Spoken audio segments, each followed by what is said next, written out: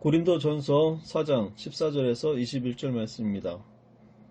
고린도전서 4장 14절에서 21절 말씀입니다. 내가 너희를 부끄럽게 하려고 이것을 쓰는 것이 아니라 오직 너희를 내 사랑하는 자녀같이 권하려 하는 것이라. 그리스도 안에서 일만 스승이 있으되 아버지는 많지 아니하니 그리스도 예수 안에서 내가 복음으로써 너희를 낳았음이라. 그러므로 내가 너희에게 권하노니 너희는 나를 본받는 자가 되라.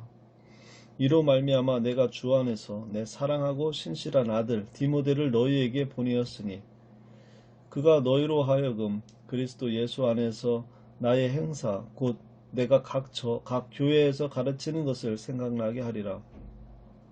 어떤 이들은 내가 너희에게 나아가지 아니할 것 같이 스스로 교만하여졌으나 주께서 허락하시면 내가 너희에게 속히 나아가서 교만한 자들의 말이 아니라 오직 그의 능력을 알아보겠으니 하나님의 나라는 말에 있지 아니하고 오직 능력에 있음이라.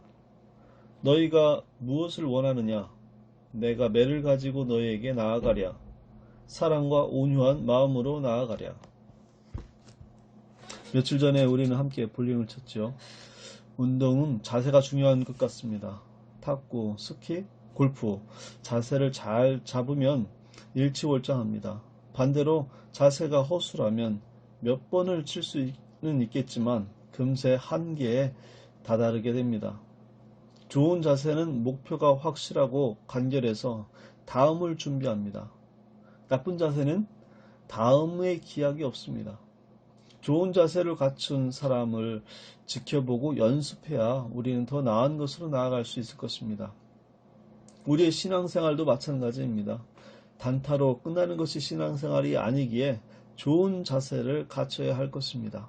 사도 바울은 우리를 그 자세로 그리고 하나님께서는 사도 바울을 통해서 우리를 그 자세로 인도하고 있습니다. 사도 바울은 자신을 세상 사람들 앞에 구경거리가 되었다라고 말했고 그런 것에 반해서 너희는 이미 모든 것을 다 이룬 듯 왕노릇한 것을 가지고 꾸짖었습니다. 구경거리가 되었고 그들은 왕노릇하였다.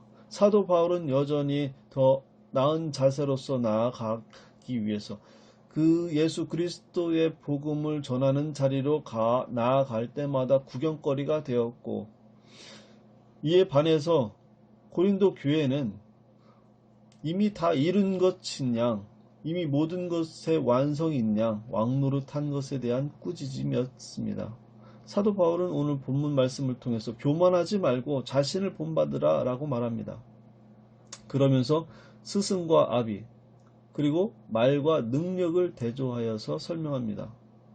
스승과 아비, 말과 능력의 대조. 15절과 16절 말씀을 다시 한번 읽겠습니다. 그리스도 안에서 일만 스승이 있으되 아비는 많지 아니하니 그리스도 예수 안에서 내가 복음으로써 내가 너희를 낳았음이라.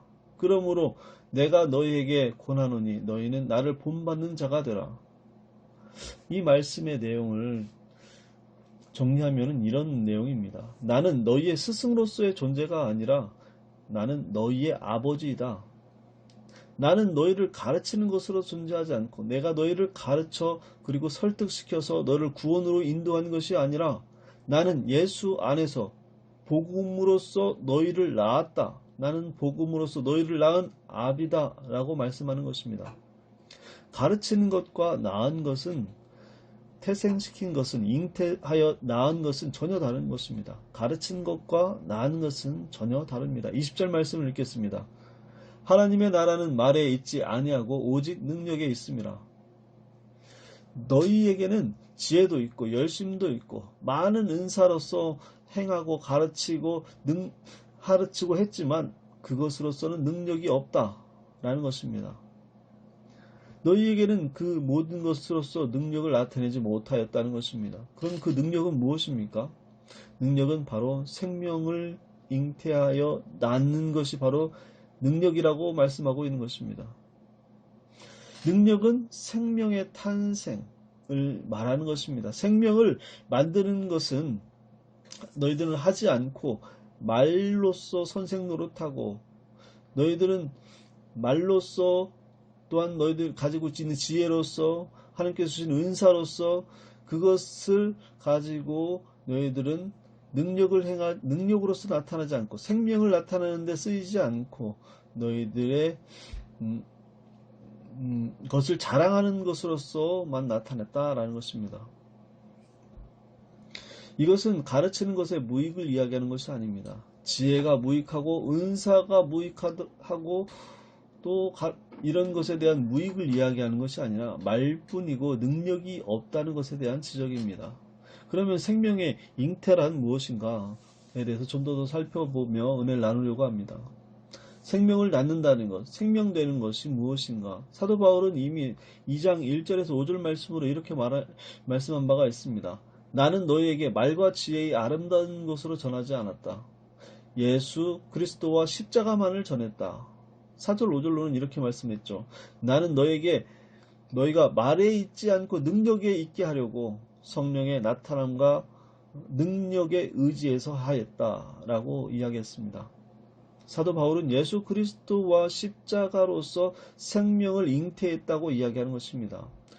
사도 바울이 주장하고 사도 바울이 놓지 않으려고 하는 것이 바로 예수 그리스도와 십자가, 그걸로 인한 생명에 대한 증거에 대한 것을 놓지 않고 있다는 것을 우리는 기억해야 될 줄로 믿습니다. 우리의 신앙을 한번 점검해 봅시다. 내가 누구에게 아비로서 존재하는가, 스승으로서 존재하는가? 아비로서 존재한다는 것은 내가 어떤 사람에게서 그 생명되게 하는 것에 중점을 갖고 있는가, 내가 그를 가르치려고 하는 것에 중점을 갖고 있는가라는 것입니다. 또한 내가 누구에게 생명을 전했는가, 아니면 말과 지혜의 아름다운 것으로서 전하고 있는가라는 것을 우리는 우리의 신앙을 점검해 볼 필요가 있습니다.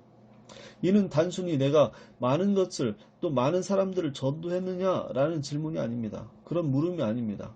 나의 삶을 보고 내 안에 있는 그리스도, 나를 통해서 역사하신 하나님, 그 사랑, 그 은혜를 나타내고 있느냐는 물음인 것입니다.